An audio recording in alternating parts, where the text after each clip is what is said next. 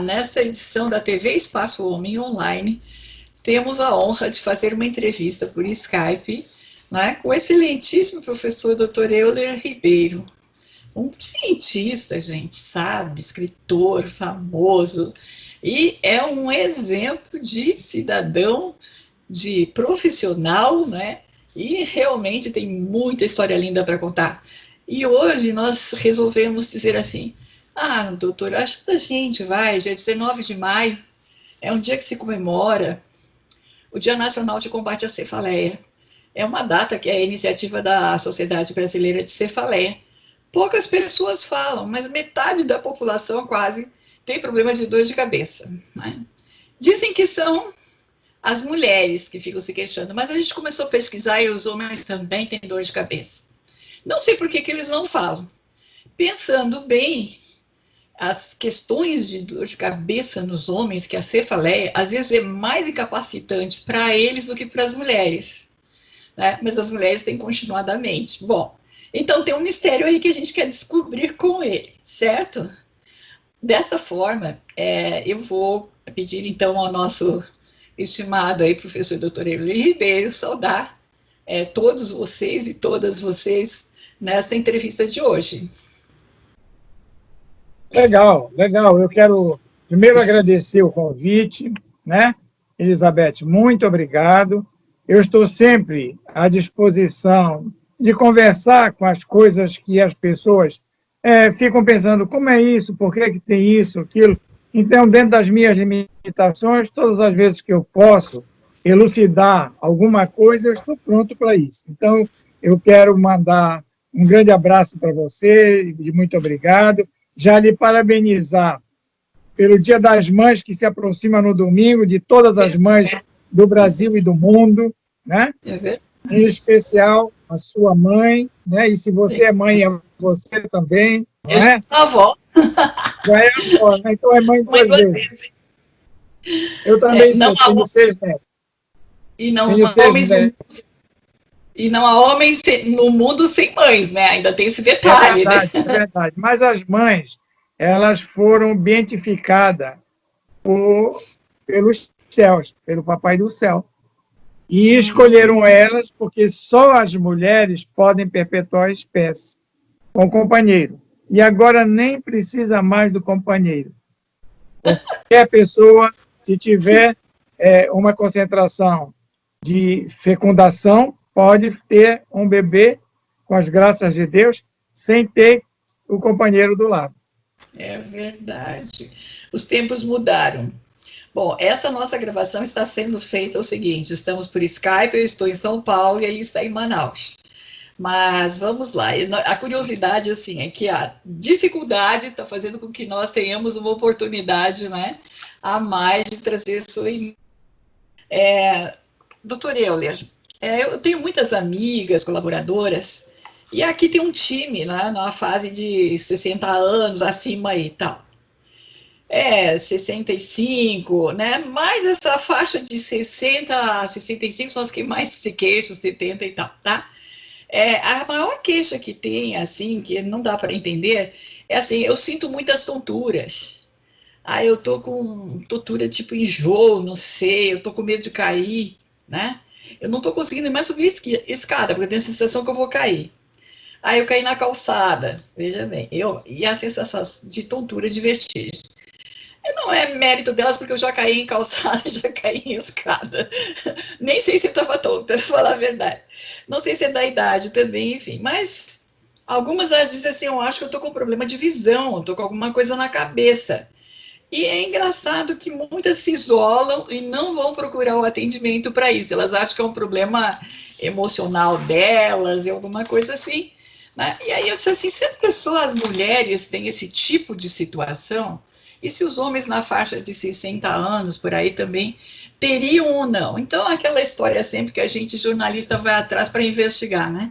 Comecei pela internet e aí fui começando a verificar também artigos um pouco mais científicos, né? Perguntamos a homens Tem homem engraçado, ele diz que dor de cabeça é coisa de mulher mesmo, sabe? Aí eu não sei se vocês estão brincando, eu tô falando sério, né? Mas tem uns que dizem assim, não, eu tenho labirintite, então tem vezes que eu tenho que parar de dirigir, eu tenho que ficar respirando fundo. Bom, aí eu não sei diagnosticar nada, lógico, né? Aí tem assim, eu fumei demais, eu bebi demais, entendeu? Então eu estou muito estressado hoje. Então os homens sempre tinham uma outra desculpa diferente das mulheres, para falar a verdade, né? Afinal, doutor, homens e mulheres estão sujeitos às tonturas, às vertigens e principalmente à cefaleia? Será que as pessoas entendem o que é a cefaleia, né? Essa pensa que é dor de cabeça, essa enxaqueca, como que é? Quantas coisas que tem atrás da cefaleia, né? Então, eu achei, assim, extraordinário o senhor aceitar, né? Porque nós vamos conversar com os homens e as mulheres ao mesmo tempo, porque, né? Bem, quando você colocou nossa conversa hoje sobre uns desvios de saúde que são comuns, tanto em homens como em mulheres. As mulheres com uma prevalência maior porque tem outras coisas que os homens não têm.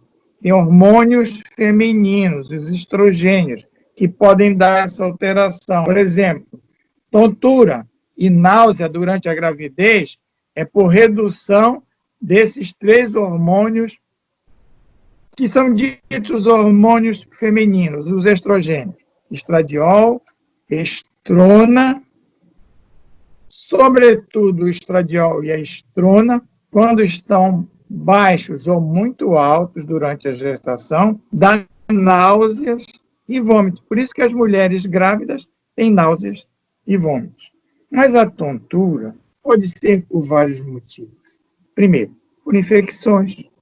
As infecções do trato respiratório alto, tudo que está dentro da caixa craniana, que tem relação com a ins e a expiração, que é o nariz e a boca, toda vez que tem uma infecção dos seios paranasais, que são aqueles 2 buracos da caveira, que são revestidos por um epitélio, e esse epitélio, se chegar uma bactéria por inalação, ou um vírus, ou um fungo, vai fazer uma inflamação dos seios paranasais.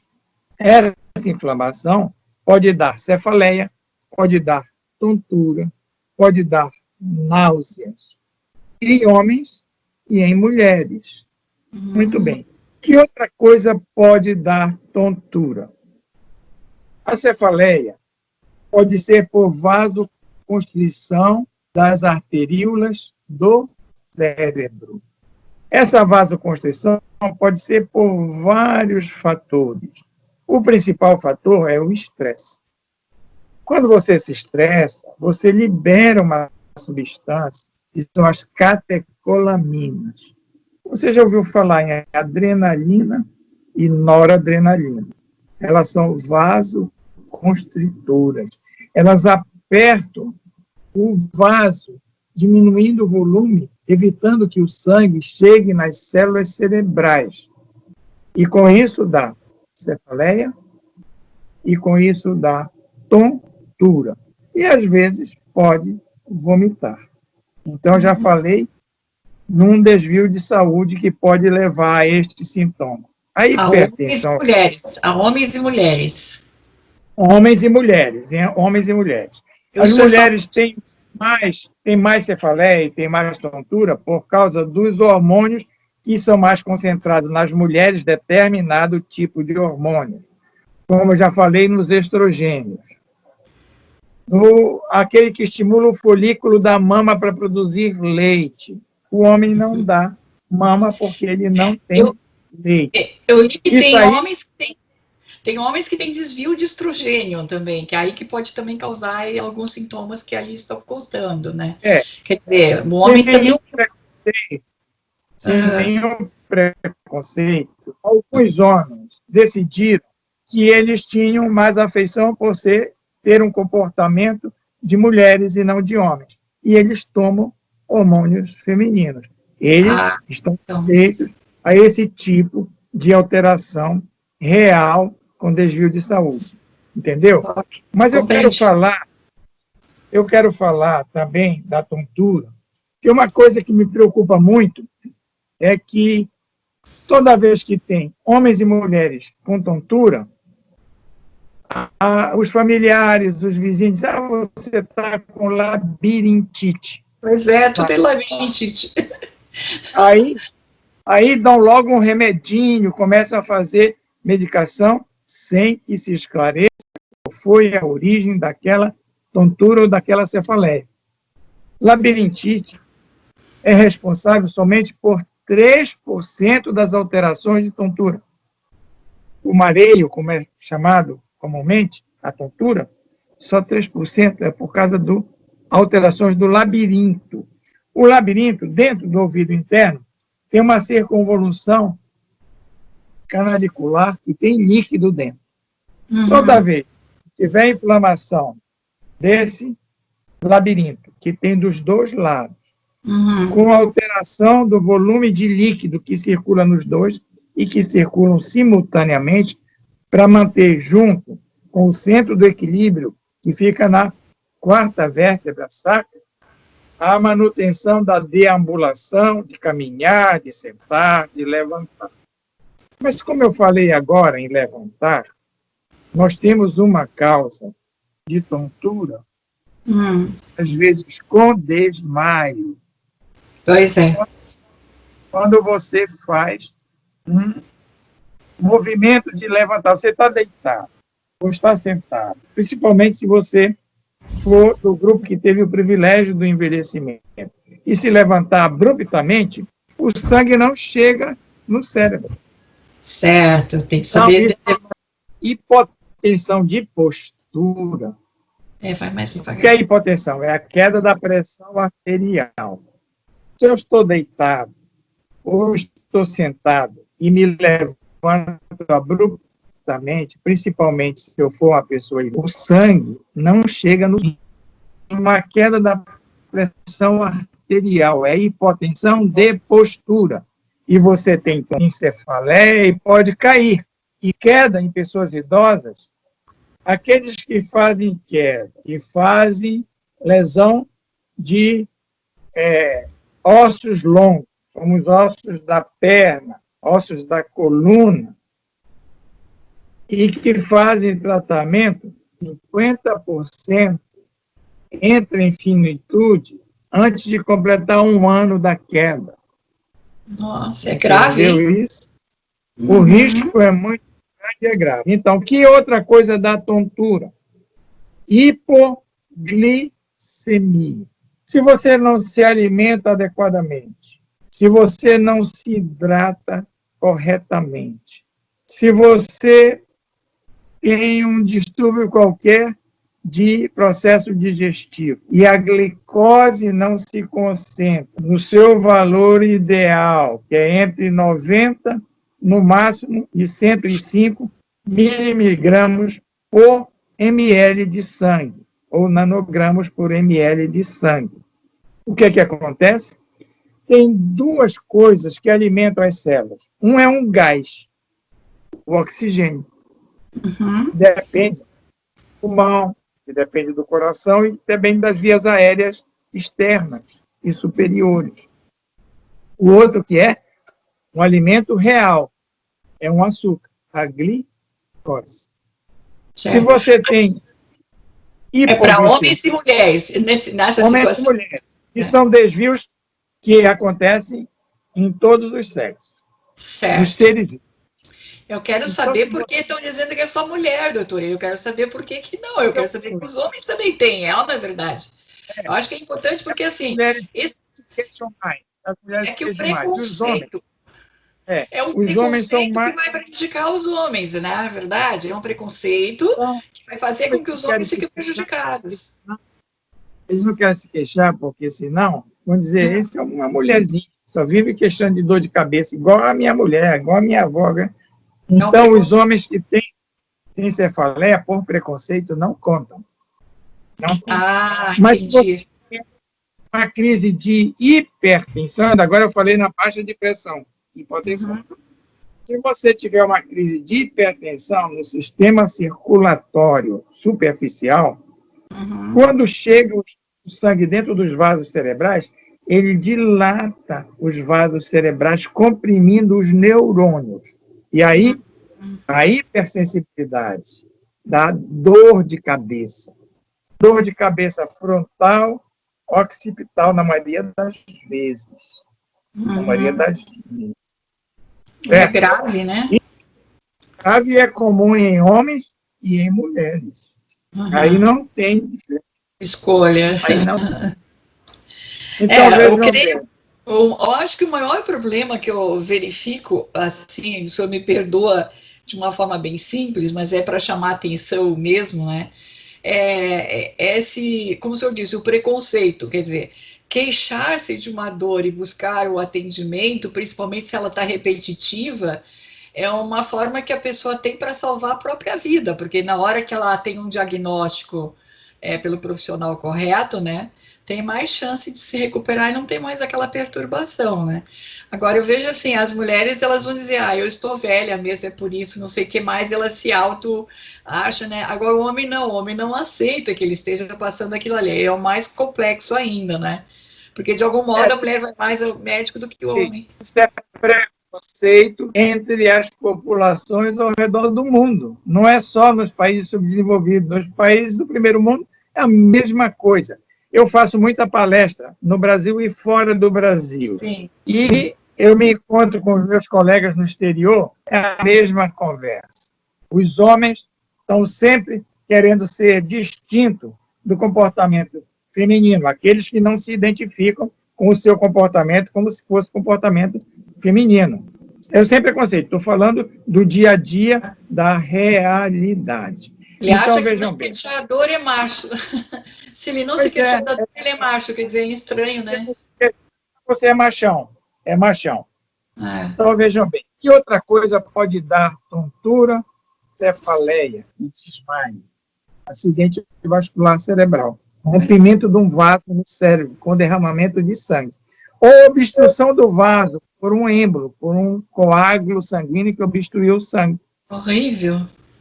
Nós estamos vivendo uma pandemia. Eu quero chamar a atenção que a insuficiência respiratória no ECO-19, no ECOVID-19, é por hipercoagulação intravascular.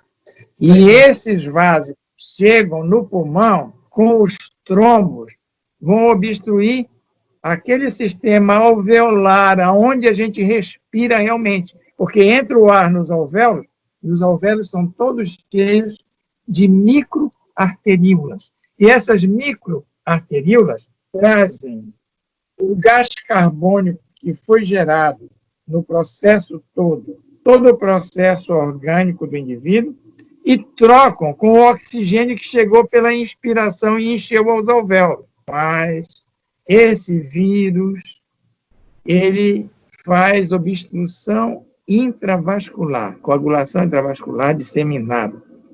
Obstrui não só os vasos, mas os alvéolos. O processo, eu falava ainda agora, que as células são nutridas por glicose e por oxigênio. Como é que chega o oxigênio dentro das células? Você, quando inspira, chama o ar do meio ambiente, que é rico em oxigênio e em outras substâncias, agora com essa contaminação mundial, vem outras substâncias, que a gente também, que acolá, tem que ver o que está vindo para você se proteger. Quando chega nos alvéolos, se os alvéolos estiverem obstruídos por coagulação do sangue, porque os alvéolos são todos revestidos de arteríolas que trazem o gás carbônico do processo orgânico, que foi o trabalho, e troca nos alvéolos pelo oxigênio que chega da inspiração. O que acontece? Certo. Se estiver obstruído, não tem troca. E aí, a oximetria, a quantidade de oxigênio na circulação, que deve ser em torno de 97%, 98% ou 100%, cai para 80%. Se chegar em 70%, tem que se cuidar urgentemente, tentar pôr oxigênio de alguma forma nesse indivíduo. Ok. A minha primeira especialização, eu fiz várias especializações. Eu tenho 52 anos de médico. Certo. A minha primeira especialização foi anestesiologia, que eu fiz no Hospital das Clínicas, em São Paulo. E lá eu ganhei, à época, uma bolsa, me mandaram para os Estados Unidos para tratar numa UTI de condições de indivíduos que tinham processo de doença pulmonar obstrutiva crônica, DPOC, principalmente os grandes fumantes, já tiveram muitas pneumonias, bronquiolite, bronquite, ou que vivem em ambiente contaminado. Eu fui lá estudar exatamente isso, o que fazer numa unidade de terapia intensiva, porque antigamente eram os anestesiologistas que cuidavam das UTIs, não eram os infectologistas, os cardiologistas, e por isso o anestesiologista, além de estudar muita coisa de fisiologia, de anatomia, tinha que ter a farmacologia na cabeça. Certo. E eu, na minha volta, os meus pais moravam em Manaus. Eu sou amazonense, nasci no interior do estado, na cidade de Itacoatiara, que fica a 200 quilômetros de Manaus. Mas eu me criei na cidade do Boi-Bumbá, lá em Parintins. Por quê? Porque o meu pai era tabelião lá. Então eu voltei para Manaus. Mas eu era um grande fumante. Eu fumava 2 carteiras de cigarro por dia desde os meus 18 anos. E aos 30, foi uma tragédia. aos 33 anos, dentro da sala de cirurgia, depois de ter feito uma peridural para uma paciente ser operada para fazer uma cesariana, eu acordei no pronto-socorro, infartado. Nossa, 33 anos. Disso, eu larguei a anestesia, porque naquele tempo os respiradores soltavam bastante resíduos dos anestésicos. E o anestesista inalava aquilo tudo. E aquilo fazia mal para a gente. Eu parei com a anestesiologia, mas não saí da área pulmonar. Eu fui fazer pneumologia no Curicica, no Rio de Janeiro. Por isso que o senhor já entende tanto também desse aspecto, né? Falando em pneumologia, aí tem 2 áreas que talvez o senhor possa explicar também, né? Que são essas questões alérgicas e a questão dos exercícios, né? Que podem também ajudar. Agora tem os problemas hormonais, que eu não sei por que os homens ninguém fala muito para eles, né? Eu acho que os homens têm que entender bem que tem uma fase que ele vai ter que cuidar mais dos hormônios, não é? Que daí ele vai lançar o resto da vida dele. Né? É verdade, mas eu quero falar, a senhora falou aí umas coisas importantes. Os homens não se cuidam muito. Não se cuidam muito. Eles bebem bebidas alcoólicas, na maioria das vezes, exageradamente. Comem exageradamente açúcares e gorduras. Não dormem adequadamente. O sono é muito importante. Por quê? Depois da maior refeição do dia, que é o almoço, e hoje, na sociedade moderna, a maioria das pessoas nem almoçam. Mas o ideal é quando você enche o estômago, o sangue vai para as vísceras. É por isso que dá aquela sonolência, porque tem menos sangue no cérebro. Uhum. O ideal é, depois de uma refeição maior, você se deitar durante uns 30 ou 40 minutos, mesmo que não durma, mas repousar, para facilitar o processo digestório com a circulação que está concentrada no sistema digestivo. Certo? Ok, compreendi. Uhum. Então, vejam bem, ninguém faz mais isso. Ninguém se cuida nesse sentido. Mas os recém-nascidos têm que dormir de 16 a 18 horas por dia. Come e dorme, mama e dorme, mama e dorme. Porque está numa fase de crescimento. As crianças pré-púberes, deixa eu só terminar isso. As crianças pré-púberes têm que dormir no mínimo 12 horas por dia. Então, vejam bem, nos Estados Unidos, crianças de 12, 14 anos só podem ir para a aula agora ao meio-dia, porque eles tinham que estar dormindo. Porque quando manda 7 horas da manhã uma criança para a aula, chega lá, ele está desorientado, porque ele devia estar dormindo, não presta atenção. Então, vejam bem, nos Estados Unidos agora é obrigado. Os adultos jovens têm que dormir no mínimo 8 horas por dia. E os idosos, se ficar na frente de uma televisão cochilando, aquele sono à noite é subtraído do sono noturno. Ele tem que dormir entre 6 e 4 horas. Mas se ele passa cochilando o dia todo, quando chega à noite, ele praticamente não tem mais sono. Certo? Entendi. Não é que ele tenha insônia, ele não necessitou mais daquilo que ele dormiu durante o dia. Aí ele começa a arrumar a gaveta, começa a querer conversar, e as pessoas que trabalharam o dia todo pegam o velhinho e levam para o médico se ele tem insônia. Aí dão um remédio para controlar a insônia.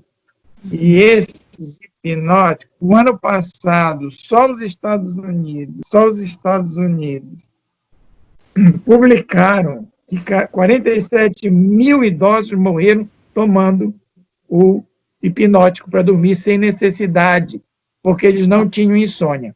Entendeu? Agora, sim. Assim, eu gostaria ainda de verificar, porque a gente está num tempo aqui, né? Assim, comparando, vamos supor, tá? Homens e mulheres, mais ou menos na mesma faixa etária, me parece que os homens são mais afetados, me parece, tá? Pelo que eu dei uma lida. Eles são mais afetados do ponto de vista cardiológico, vascular. Muitos têm problemas mentais, sim, né? Que já traz aí talvez agressividade com as mulheres, né? No recinto familiar, né? E fica com raiva de que não é mais aquele garotão, talvez, assim, já me falaram, né? Tá? Então, às vezes também é muita, acumula, né, a responsabilidade familiar, essas coisas todas também, e aí nós temos praticamente o homem escondendo, né, a ansiedade, a angústia, a depressão dele, enquanto a partida, as mulheres, elas falam mais, elas vão atrás da busca do tratamento. Eu estou com o pé me inchando muito, né? Eu estou me sentindo muito torta, eu estou vendo a condição que estou com os batimentos estranhos, né? Estou chorando muito. Ela vai buscar o tratamento. Isso que eu pude conversar para saber. É verdade isso ou não? Os homens, eles fazem isso com eles mesmos? A expectativa da vida das mulheres hoje no Brasil é de 76 anos. E dos homens é mais ou menos 70. Por quê? Porque a finitude chega mais perto dos homens do que das mulheres. Por quê? Porque eles não se cuidam. Ele é o machão, está tudo bem, fazendo tudo errado. Certo? As mulheres se cuidam mais. Qualquer uma alteração, elas procuram o conselho médico, elas se tratam, né? E elas vivem muito mais que os homens. E os homens, por conta disto, a oxigenação cerebral vai caindo e aí tem uma deposição no cérebro de uma proteína tal. Essa proteína é uma beta-amiloide. O que é que faz? O nosso neurônio, ele tem umas pernas, que são os axônios, que se ligam entre si. 100 bilhões de neurônios na sua cabeça. 100 bilhões. Eles recebem todas as informações, eles elaboram as respostas, mas os homens, principalmente os homens, alteram essa relação dos neurônios entre si. O que é que acontece? Depressão, suicídio, e aí distúrbios comportamentais. E o maior deles é o distúrbio de não aceitar mais as pessoas circunstantes. A família, nada está bom para ele, senta na mesa, a comida não presta, come, muda o comportamento visoespacial. O que ele está vendo, ele não está identificando. Ele não conhece mais as pessoas de dentro de casa, os amigos mais próximos. Ele tem uma reação violência social. ninguém é bom para ele. Isso chama-se demência. Tem vários tipos de demência. Quem tem diabetes, quem tem hipertensão arterial, destrói os vasos celulares do cérebro. Ele tem demência vascular. E aqueles que se depositou aquela proteína tal, beta-amiloide, dentro dos neurônios, que enrolou tudo, é demência com o nome de um grande pesquisador alemão que, há 100 anos atrás, fez a necrópsia de 5.000 homens durante muito tempo, vendo esses homens que tinham diferença de comportamento, porque o que é que tinha dentro do cérebro? E encontraram a proteína tal que enrolava os neurônios. Doença de Alzheimer. É uma demência. E isso antecipa muito a finitude. Certo, perfeito. Agora deu para entender bem o que está ocorrendo. Bom, agora vamos supor assim, a pessoa, vamos pensar mais homens, porque os homens têm que entender que a dor de cabeça deles, o mal-estar, enfim, que está sentindo aquela, né, um pouco de tontura, não é parar o carro na calçada, não, eu parei o carro no acostamento, eu deixei o carro na garagem, estava meio tonto, né, e eles dão um monte de desculpas para eles mesmos da tontura, né, e claro que talvez muitos dos acidentes de carro possam ser derivados desses mal-estar, né? Vamos ver uma coisa. Esses pacientes têm momentos de ausência. O que é ausência? Todo o sistema cerebral para. E você não sabe onde está, o que está fazendo, e se está dirigindo, você vai ocasionar, com certeza, um acidente de trânsito grave. Dependendo da velocidade ou não, ou ele para abruptamente, quem vem atrás vai bater nele, ou ele sobe a calçada, ou bate no poste, ou atropela quem está na frente. Então, essa ausência é própria deste processo vascular cerebral. E tem alguns que ainda têm convulsões quando estão dirigindo, que são crises epilépticas, principalmente nos alcoólatras. Que têm cirrose hepática pelo alcoolismo. Eles podem fazer convulsões, perde o sentido e todas as musculaturas dele, do olho, do braço, das pernas, do abdômen, se modificam no comportamento. Certo. E ele pode morrer com parada cardíaca na convulsão, principalmente se ele vomitar e aspirar para o pulmão o vômito. Certo, olha aí, gente, o que a gente está aprendendo. Agora vamos pensar assim: o homem olha e diz assim, puxa vida, eu tenho tontura. Eu também, eu sinto essa coisa de dor de cabeça, não sei o que mais. Bom, aí eu entendi tudo que ele está falando, é horrível, vou ter que me tratar. Por onde ele vai começar? Clínico geral ou geriatra? Aí é dali que vai conduzi-los, é para neurologista, oculista, otorrino, endócrino, cardio. Olha lá quanta coisa, gente. Angiologista, psiquiatria. É assim? Como é que vai funcionar? Ele vai ter que ficar todo dia indo numa especialista. Deixa eu lhe dizer. O geriatra é um clínico geral. Certo. Voltado para o processo natural da idade maior, dos que tiveram o privilégio do envelhecimento, com todo este comportamento de perdas de função. Então, ele sabe se ele pode cuidar ou se ele tem que mandar para o neurologista, para o cardiologista, para o pneumologista.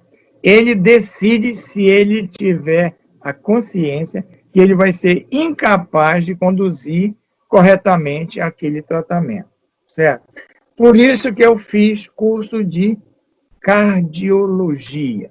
Por isso que eu fiz mestrado e doutorado em geriatria. É por isso que eu fiz o meu pós-doc lá na Espanha, em León, que é a maior concentração de geriatras, porque na Espanha, nessa área lá do norte da Espanha, é a maior concentração de pessoas de idade maior. Por isso que morreu muita gente lá agora contaminado pelo vírus do Covid-19, que já tinham vários distúrbios, que com esse vírus foi complicado. Tá, agora vamos supor assim, a partir de que idade, né? A gente está quase encerrando, mas eu estou querendo aprender mais e também que as mulheres com certeza vão estar assistindo, porque eu vou dizer, olha, encontrei as respostas, né? Agora, os homens, eles talvez nunca tenham escutado, né? Um cientista como o senhor explicando tão bem de uma forma compreensível, né? Porque a partir de que idade se vai buscar um geriatra, né?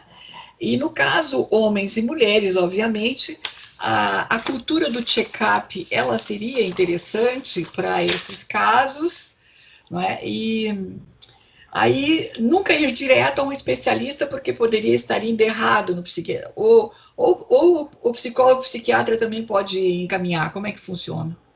Olha, deixa eu lhe falar. Em primeiro lugar, o processo natural do envelhecimento, que é igual à morte acelerada das células, que se chama apoptose, sem doença, sem nada, do processo natural do envelhecimento, como eu já falei anteriormente, a perda das funções.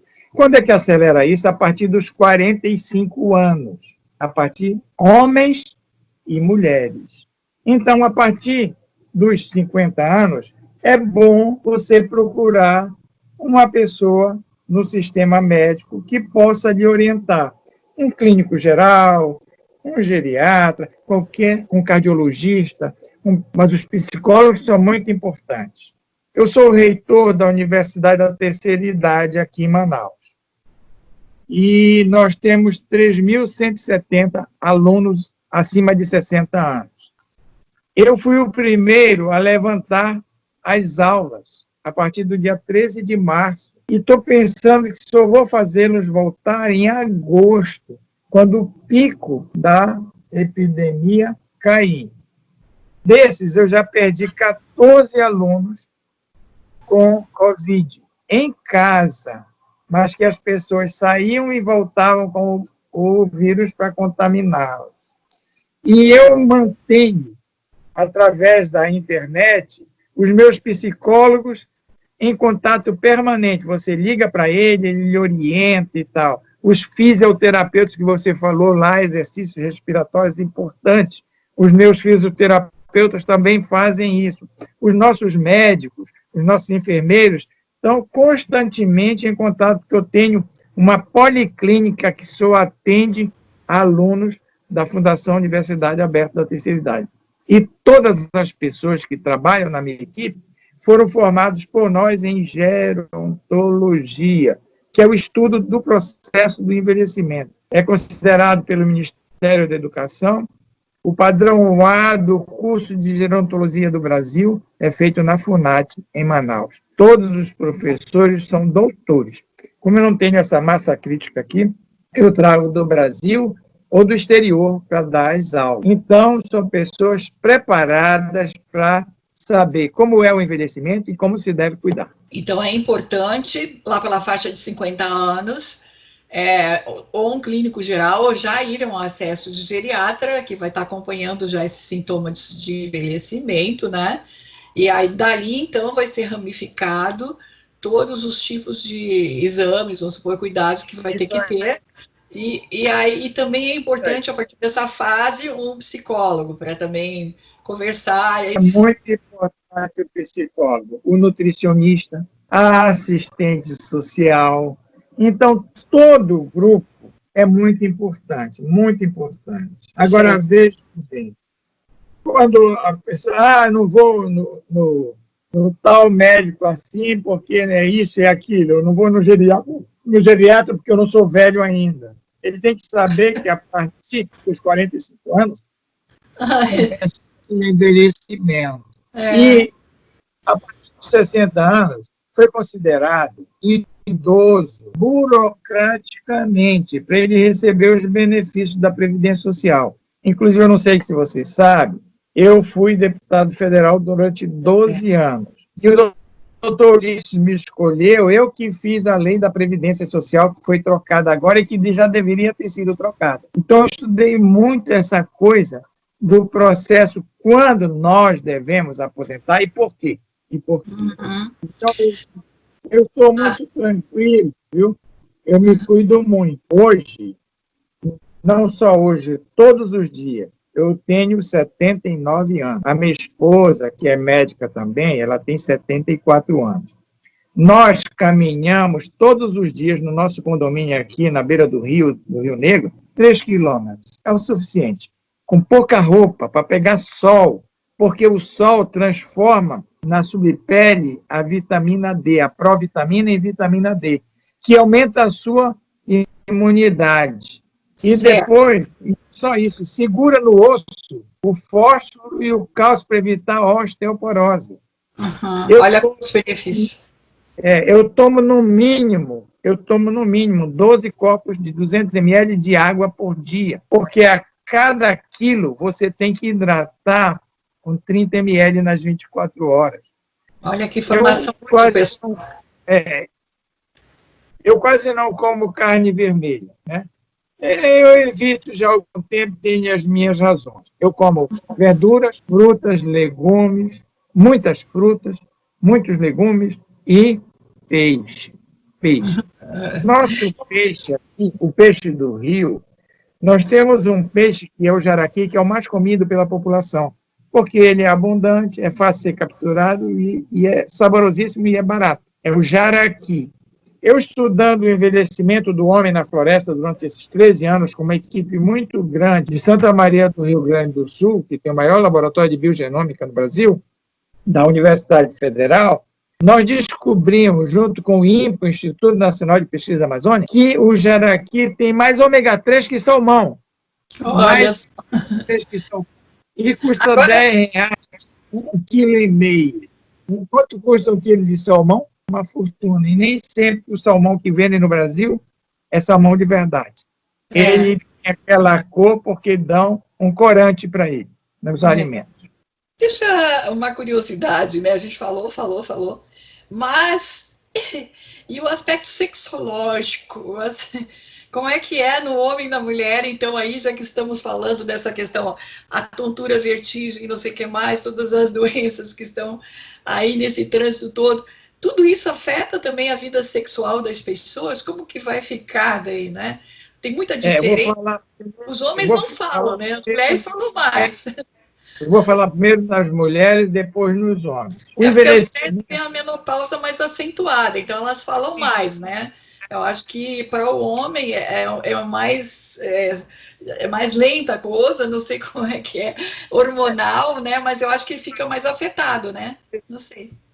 As mulheres nascem com 400 óvulos, liberando um óvulo por mês.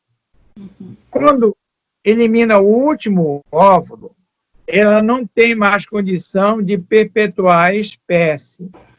Ela não tem mais, a não ser que você coloque um óvulo dentro do útero e um espermatozoide de outras pessoas. E já tem isso, vocês sabem, né? Então, vejam bem. Mas o responsável pela libido, pela vontade da sexualidade, é um hormônio que é mais concentrado nos homens, que é a testosterona, mas que as mulheres também têm, só que em menor concentração. Mas depois da menopausa, depois dos 45, 50 anos, as mulheres diminuem a lubrificação vaginal. A relação sexual é dolorosa se não usar um lubrificante, certo? Geralmente, elas já têm filhos, têm que cuidar da casa, trabalham fora, ainda vêm para casa, cuida de tudo e cuida do marido, que não é fácil. E netos? Elas chegam no final do dia, quando vão dormir, próxima do seu cônjuge, não estão afim. O homem só começa a reduzir a testosterona depois dos 65, 70 anos. A libido começa a cair. Mas tem uma coisa que chama-se ácido nítrico. O ácido nítrico é que dá vasodilatação periférica para ter ereção, tanto no pênis como no clitóris. As mulheres perdem muito cedo o ácido nítrico. E os homens ainda mantêm isso, e depois eles também tomam ácido nítrico hoje. e tomam vasodilatadores periféricos. Isso é esses comprimidinho azul que tem aí na farmácia, certo? Então, as mulheres não se preocupam muito com isto. É por isso que, na maioria das vezes, os casais se separam, porque chega em casa, a mulher não tomou banho ainda não se organizou, está cheia de problema, muitas vezes deprimida por tanta coisa, não quer relação sexual. E o marido, como ainda tem a libido, ainda tem ereção, procura fora. E quando a mulher descobre, não aceita. Às vezes eles vêm com AIDS também. Ainda tem isso. Agora, os idosos, por causa da aposentadoria, eles podem pagar essas meninas do programa, coitadas, muito da empresa aí, meninas de 14 anos, 15 anos, com qualquer 10, 20 reais, elas vão para a cama com o velho.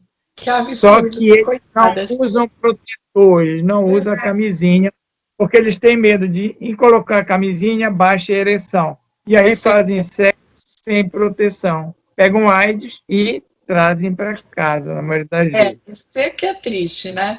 Então, existe também a situação da reposição hormonal, tanto para o homem quanto para a mulher, que seria mais especialidade do que? Da geriatria ou não? Endocrinologia e também do ginecologista e do geriatra. Os urologistas, não. Não Sim, os urologistas também podem fazer. Mas os urologistas usam mais comprimidos vasodilatadores e hoje tem a prótese peniana. Né? Certo. Eles colocam ou de insuflar na hora do sexo, ou já permanente essa prótese. Né? E que os velhinhos que têm dinheiro põem isso porque é caro, é muito caro isso. Né? E eles mesmos, sem a anorgasmia, sem o orgasmo, eles vão fazer sexo fora, mesmo não tendo orgasmo. Mas eles eu sou machão, conta para todo mundo, olha, eu ficando beltrando, gasta fortuna pegando mulheres que estão aí na mídia. Isso é uma autossatisfação, digamos assim. Exatamente. É uma concentração do hormônio do prazer, da melanina. Que quando você come, libera melanina. Quando você dorme bem, você libera melanina. Não é melanina, desculpa, é melatonina. Melanina é da coloração da pele. Desculpa, é melatonina. E vejam bem. Então, quando você libera isso, é o hormônio do prazer. Se você dorme bem, você acorda ótimo e tal, porque liberou melatonina. Quando você tem orgasmo, é a maior concentração de melatonina liberada, entendeu? Certo, compreendi. Agora, para a gente encerrar, né, vamos pensar assim também do aspecto do lazer, não é? Digamos assim. Os homens praticam mais esportes, né? Encerrando. As mulheres mais no campo das artes. Mas o que seria mais recomendável, digamos assim, já que o senhor está com uma longevidade conjugal, né? Além da caminhada, o que mais que o casal pode fazer juntos, digamos assim? Ter uma atividade profissional, uma atividade artística, sair para dançar. Como que pode ser assim, esse final, né? Dança é um exercício fantástico, não só pelo movimento muscular e contração muscular, pela respiração. Então, a dança é muito bom para todos os dois, o homem e para a mulher. A caminhada é o melhor exercício que tem, o melhor, porque quando o Homo sapiens, antes de evoluir, nós éramos quadrúpedes, nós andávamos como os símios, como os macacos. Quando a evolução do Homo sapiens evoluiu e você ficou sobre duas estruturas, que são as pernas e os pés, a natureza teve que criar dois corações, que são as panturrilhas, para trazer o sangue de cima para baixo. E o melhor exercício é quando você caminha, que a contração da musculatura da panturrilha se faz igual à contração do coração. Traz mais sangue para dentro. Então, o melhor exercício em todas as idades é caminhar. Mas não é só conversando. Caminhar de cabeça erguida inspirando e expirando sem conversar, se hidratar antes, durante e depois. Ok. Um passo por segundo, 60 passos por minuto. Isso hoje tem os reloginhos que marcam tudo isso. É muito Certo. fácil. Bom, eu tenho, sinceramente, mais uma vez, de agradecer primeiramente a Deus por ter tido essa oportunidade, né, de conhecê-lo, o nosso doutor Edson Whitner, que fez essa felicidade para nós de apresentá-lo, e realmente o senhor é um ser humano iluminado, não é? Tem essa animosidade toda de passar de forma simples, de fácil inteligência, deu uma aula magnânima aí, não foi nem aula magna, tá? E realmente eu acredito que tanto os homens quanto as mulheres agora vão ter um diálogo, né? Porque a terceira idade ela está muito linda, ela está se expandindo mais, né? Há os casos das separações, como o senhor falou, há os casos da viuvez, há os casos dos adultérios, mas, na verdade, no final desse funil, né, da vida, me parece que a gente está ficando todos iguais, né? Veja que a tontura, a vertigem, etc., estava para os dois lados, não estava para um lado só, né? A falta hormonal, quer dizer, no finalzinho, uns a mais, outros a menos, né? Nós estamos, homens e mulheres, chegando num consenso, né? De que estamos na reta final. E É aprender. verdade, mas você não tem que pensar nisso, porque a vida e a morte estão juntas desde o momento da fecundação. É verdade. Quando há fecundação, já tem morte celular. E o envelhecimento é morte celular. Quando você tem uma aceleração da morte celular, chegou o seu momento de partir. Mas, por exemplo, eu sou religioso, eu sou católico, praticante, nós oramos. Quando nós caminhamos de manhã, eu e minha mulher, nós rezamos o terço. Que E lindo, toda hein? vez a gente pede para as pessoas que estão colaborando conosco, para os nossos filhos, para os nossos netos, para as pessoas que trabalham com a gente, oferecendo a Deus uma prece em função dessas pessoas que nos ajudam a viver. Muito obrigada, parabéns. Então, é isso que eu acho que é muito importante, tá? Esse seu depoimento de vida, no mesmo tempo que explicando essa parte científica de uma linguagem bastante leiga e acessível, né? Eu fiquei muito feliz com essa sua explicação.